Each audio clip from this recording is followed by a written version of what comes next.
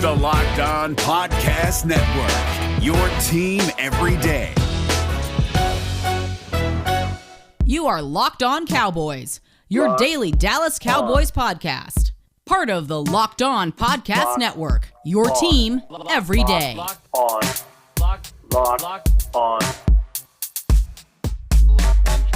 Locked On Cowboys. Welcome back to the Locked On Cowboys podcast, part of the Locked On Podcast Network. Thank you for tuning in. I am your host, Marcus Mosier. You can follow me on Twitter at Marcus_Mosier. And joining me today, as always, is my co-host, Landon McCool. You can check him out on Twitter at McCoolBCB. You can also listen to him on the Best Coast Boys podcast. Landon, what's going on, sir? Not much. It's an exciting day today. We got a little bit of Hard Knocks going to premiere this evening, which will be exciting. You guys make sure to check out our live reaction to that. We're definitely going to have some fun. I'm excited. But other than that, I'm ready to answer some questions and talk some Cowboys football. Yeah, we've got a lot of good questions coming up, but we should first start with some big Cowboys news that happened basically right before we got onto the show. The Cowboys announced that Amari Cooper has passed his physical, that he's good to come off the PUP list. Now, it sounds like the Cowboys aren't going to allow him to practice in Oxnard because what's the point? There's only one practice left, and then they're going to ramp up things when they get back to the Star. But good news nonetheless, correct, Landon? Yeah, absolutely. I mean, I think it's not unexpected, but certainly good to finally have it official. And, it always has felt like this has been a kind of Amari slow play into training camp anyway. So, it's fine. I know who Amari Cooper is. I don't need to see him in training camp. So and apparently Amari probably felt the same way too. And I don't need to see him in the preseason either. Like, just be ready for week 1, and it sounds like he will be. So I'm not worried about Amari at all. I think this whole time they were just what's the benefit of having Amari out there? Less than 100% of practice. Exactly. Yeah, it's not like he's getting reps that he hasn't already taken before. Let's get him healthy. That's the most important thing for the season. Absolutely. All right, let's get to your Twitter questions. This first one comes from Tony. Landon, what are the pros and cons of trading for cornerback C.J. Henderson, the former number 9 pick in the 2020 NFL draft? We spent a lot of time talking about C.J. Henderson last year. It sounds like Jacksonville is ready potentially to move on if the offer is right. Would you do it? What would be stopping you from doing it? I'm going to be really careful here because, I think there are things that are going on with C.J. Henderson that are probably not fully public. And that's just based on whispers that are in the air and rumors. And if you just kind of generally look at the situation as to why would they trade a top 10 cornerback his second year coming into the league, it doesn't sound like there's been any arrests or anything like that's happened that would have soured the team. It sounds like there may be some mental health stuff going on just based on rumors. I certainly don't. I feel kind of bad even speculating about that because even starting rumors. No, but those things are out there. Yeah, those are out there, unfortunately. Unfortunately, it's just one of those things where we don't really have a lot of information, and the fact that they're shopping him with such little information out in the news world, that scares me, to a large degree as far as someone who's a buyer in a trade situation. So I think for the Cowboys, you're lucky in the sense that the training camp so far has shown that you may have actually a little bit of a bench of guys who are cover guys, maybe not to the pedigree of a C.J. Henderson. But as of right now, I think, unless you find out more information about what's going on and more information about what his situation is, I think this is probably one of those scenarios where the Cowboys are probably happy with what they've got right now and not looking to invite, some issues that they're just not fully versed in, like the way the Jaguars are, the team that's trying to trade him away. So a couple things here that we could talk about. First and foremost, I've seen some people say that it's because he doesn't love football and that's why Jacksonville is out. I don't think that's the case at all here. At least from the people that I've talked to a little bit, that doesn't seem like it's an issue.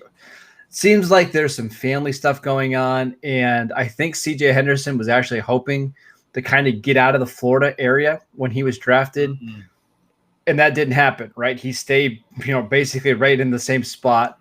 It sounds like there's some rough things going on there. So maybe this is the way for Jacksonville to help out a player like CJ Henderson for his own, long-term interests. So I wouldn't be surprised if that's going on as well. The other thing is here, Landon, is CJ Henderson is somebody who had one really good season in 2018, missed time in 2019 with an injury, did not play fantastic that season, missed 8 games last year in 2020. So we saw one really, really good season from him, but are we overvaluing that season a little bit now? Because that was all the way back in 2018. Like, are we sure he's a guy that you give up assets for? I know it's early in his career, but still. Yeah, I mean, I think it's a good question. I mean, like I said, besides all that, there's a lot of unknown as to why he's being traded. We have a lot of speculation, but I would say there's just a lot of CJ Henderson's a top 10 pick. That's why we're all talking about this. Yep. It's the fact that he's available is newsworthy. The particulars of why he's being traded, I think, are really important as to whether or not this is worth the endeavor, right? And then, like you added in, he's a one-year player that kind of played incredibly well at Florida in 2018, dealt with the injuries. And even before he got hurt last year, he wasn't, playing incredible. He looked like a rookie corner, right? Yeah, exactly, which is fine and certainly not, something to be discouraged or certainly not anything worth trading away. There's clearly something else off field happening that's causing this trade speculation. So, I would say with the amount of information that we have right now, I would not do this trade or do. I mean, I don't know what my compensation would be, but I would probably not be terribly interested in. So let's hypothetical. If Jacksonville offered you a 3rd round pick, or wanted a 3rd round pick for Henderson, you saying yes or no? I think I would need to know more. Like I would need to know more. That's the unfortunate side of it. Is I need to know more information, especially in the era of a post Dak contract. All those draft picks are incredibly valuable now, and you need those picks to build your team up. And you also have guys you like and guys you've paid, right? You have 2 corners that you've paid in Anthony Brown and Jordan Lewis. Those guys aren't going anywhere. At least we don't think so. You have Trevon Diggs, and you're hoping that one of Kelvin Joseph, Nashawn Wright, and Maurice Kennedy steps up. So I know why a lot of people are linking Henderson to Dallas, but they've got a lot of depth that they like. We'll see if they're right or not. And it's a lot of money. He's a top 10 pick. Even though it's a rookie deal, it's still a lot of money for a cornerback who, there's a lot of uncertainty about. Well, I saw Jacksonville paid a lot of his salary in year 1. But you're still paying him like Anthony Brown money over the next 3 years, and then there's the 5th-year option for a cornerback that you have no idea what's going on and what he's going to play like. It's not a ton, but it's enough to say, okay, maybe we shouldn't be doing this right now. And plus the picks, again, the pick is an opportunity to have a cheap player, and you're trading out a cheap contract for an expensive contract, which is not what you should be doing at this point. All right, let's take a quick break so I can tell you guys about BetOnline, the fastest and easiest way to bet on all your sports action. Baseball season is in full swing, and you can track all of the action on BetOnline. Before the next pitch, head over to BetOnline on your laptop or mobile device and check out all the great sporting news, sign-up bonuses, and contest information. Don't sit on the sidelines anymore, as this is your chance to get into the game as teams prep for their runs to the playoffs. Head to the website or use your mobile device to sign up today and receive your 50% welcome bonus on your first deposit. BetOnline, your online sportsbook experts. All right, Landon, this next question comes from @North of the Star. Why is this team not working out kickers? It seems like a horrible approach when we are not far removed from the Brett Maher season. In the end zone, we're struggling. Why not? Or in the red zone, we're struggling. Why not work out some kickers? Did you see who the last kicker was who got signed? Brett Maher. There you go. That's your answer. I mean, yeah, there's really nobody out there that's going to. It's all the same, guys. Right. There's not like a superstar kicker that's not on a roster. So if you can sign this guy who's going to miss it left, and you can sign this guy who's going to miss it right, and you can sign this guy who can't kick a field goal over 45 yards, and then sign this guy who can only make field goals under 45 yards. Like it's pointless. I actually find this whole lack of practicing the field goal stuff refreshing, because maybe if at the very least they won't try as many field goals next year. I love it. Yes, I love it. I honestly can't. You're barking up the wrong tree if you're asking me about kicking competitions. Like it's a waste of valuable practice time. Kickers can kick on their own, and the part of the operation that needs to practice the holding and the snapping, they're already here. Yeah. So, and frankly, the kicker's already here. Yeah. So I have a hard time getting upset about the kicking situation when it's almost like the backup quarterback situation. Yeah, it is a little bit. Yeah. What's your solution here? You're just wanting nebulous, like unnamed, better backup quarterback, just the same way that you want nebulous, unnamed backup kicker or new kicker. There isn't. There's barely any daylight between these guys. So let's hold on to the one we've got and get them used to our operations, and then we'll ride it out when the season goes, and maybe we'll kick less field goals. The other thing is there's nothing that shows like success in kicking a bunch of field goals in training camp ties over to the regular season, right? Like we saw it with Dan Bailey. Like for the longest time, he never missed a field goal in camp, and he gets to the regular season, and it's a whole different ball game. So let's not waste valuable practice time on doing something that's, I don't want to say random, but it's kind of random once you get to the games, right? I mean, there's just a large plateau of very similarly skilled kickers. Mm-hmm. There's one or two rare guys who stay rare for probably 3 or 4 years at the most, and then they fall back down to the rest of the group. So don't chase that dragon. Just have your guy, let him be the kicker, get him healthy, and if you have to replace him later, you have to replace him later. There's no reason to waste a bunch of time on it. So what you're saying is like 99% of kickers in the NFL are replaceable? Oh, yeah. I mean, to a large degree because all right, hold on. I'm so good. I'm buying kickersdon'tmatter.com right now. It's too late. Already on it.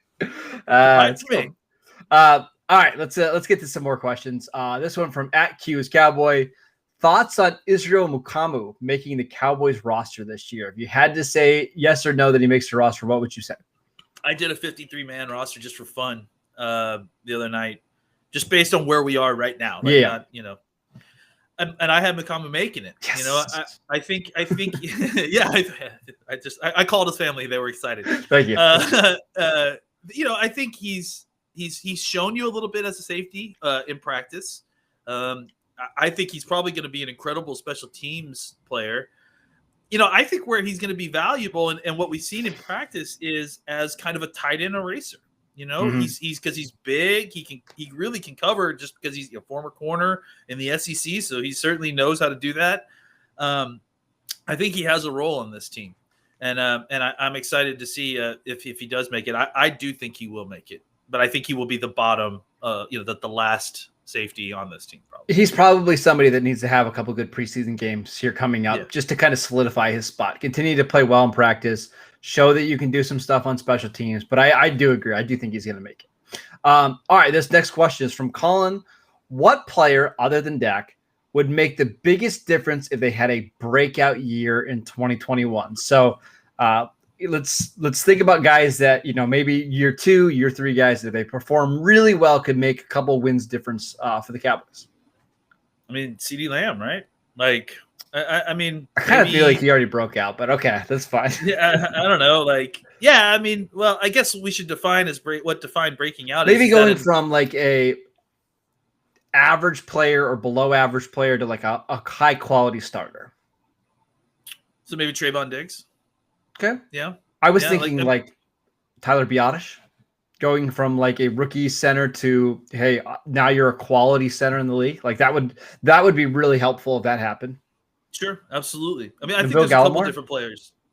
Yeah, absolutely. Gallimore is another one.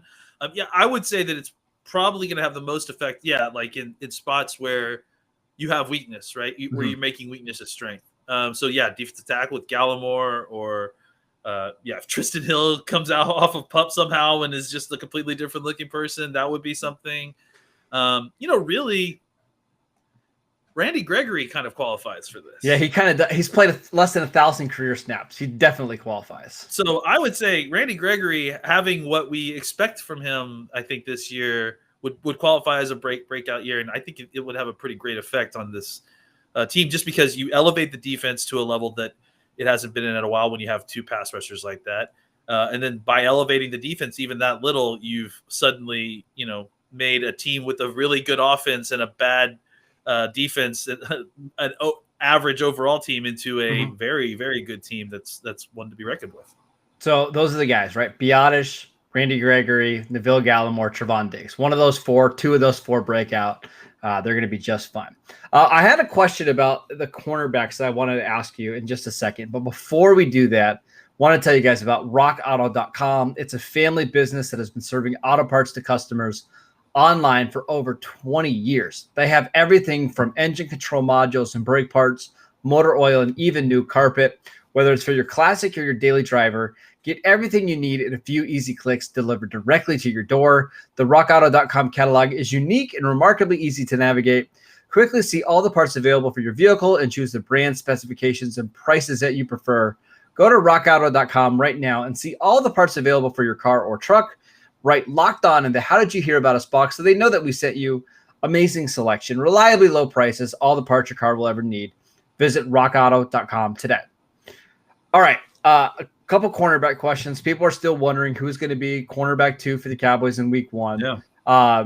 It's a fair question. I did want to read you this tweet from Albert Breer, who's been at Cowboys practice over the last couple of days. And he said the clear-cut best cornerback that he's seen in Cowboys practice is Kelvin Joseph. Would you agree or disagree with that?